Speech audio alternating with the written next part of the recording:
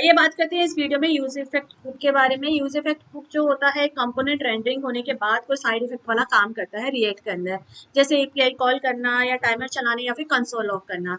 इसको सबसे पहले हमें इंपोर्ट करना पड़ता है क्योंकि ये रिएक्ट का अपना एक हुक होता है, तो उसको आप सिंपली यूज इफेक्ट को इस तरह से कॉल कर सकते हैं। यूज स्टेट हमने ऑलरेडी कॉल किया हुआ है और यूज इफेक्ट भी हम लोग कर सकते हैं ऐसे ही। तो इसके लिए आपको सिंपली इसका सिंटेक्स होता है, जैसे कि मान लीजिए आपको कोई फंक्शन है, फंक्शन को आपने क्या करना है, लेट से हमने कोई भी फंक्शन बना दिया है, यहाँ पर फंक्शन इसका लिख देते हैं कुछ भी एग्जाम्पल। लेट से कोई भी एग्जाम्पल वाला फंक्शन हमने बना दिया। इसके बाद हम इसको रिटर्न करेंगे इस तरह से। ये क्या करेगा, इसके अंदर जैसे ही हम इसको यूज इफेक्ट को कॉल करेंगे तो इसके अंदर इस तरह से हमें इसको प्रोवाइड करना होता है, और यहाँ पर हमें एरे, इसके अंदर हमें डिपेंडेंसी पास करनी होती है।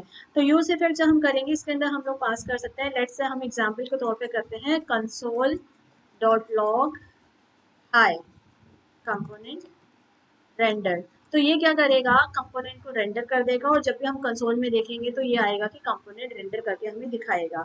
और ये क्या करेगा, इसके बाद हम लोग यहाँ तक तो हमारा चल गया। इसके बाद हमें लिखना होगा कि रिटर्न हेलो। तो यानी कि ये हमारा एग्जाम, जब ये हमारा एक फंक्शन बन गया, इस फंक्शन के अंदर हमने यूज इफेक्ट को कॉल किया। यूज इफेक्ट को जब हम कॉल करेंगे इसके अंदर हम कंसोल डॉट लॉग में पास कर सकते हैं।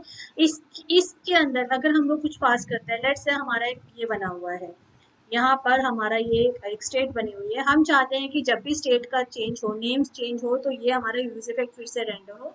तो हम क्या करेंगे, इस वाली स्टेट को हमें इसके अंदर प्रोवाइड कर देंगे। अगर हमने कुछ नहीं दिया तो ये रेंडर होगा एक बार, लेकिन अगर हम चाहते हैं कि हर बार रेंडर हो, जब भी ये नेम आए तो हम लोग क्या करेंगे, इसके अंदर ये नेम पास कर देंगे।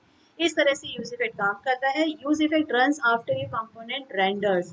डिपेंडेंसी एरे खाली है तो ये सिर्फ पहली बार चलेगा, लेकिन अगर आपने डिपेंडेंसी एरे में कुछ डाल दिया है तो जब भी डिपेंडेंसी एरे चेंज होगा, जो भी इसमें सेंड करेंगे वो हर बार ये चलेगा।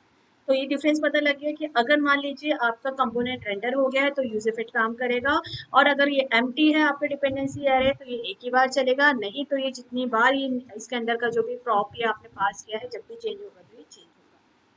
उम्मीद करते हैं वीडियो इन्फॉर्मेटिव लगी होगी। Thanks for watching.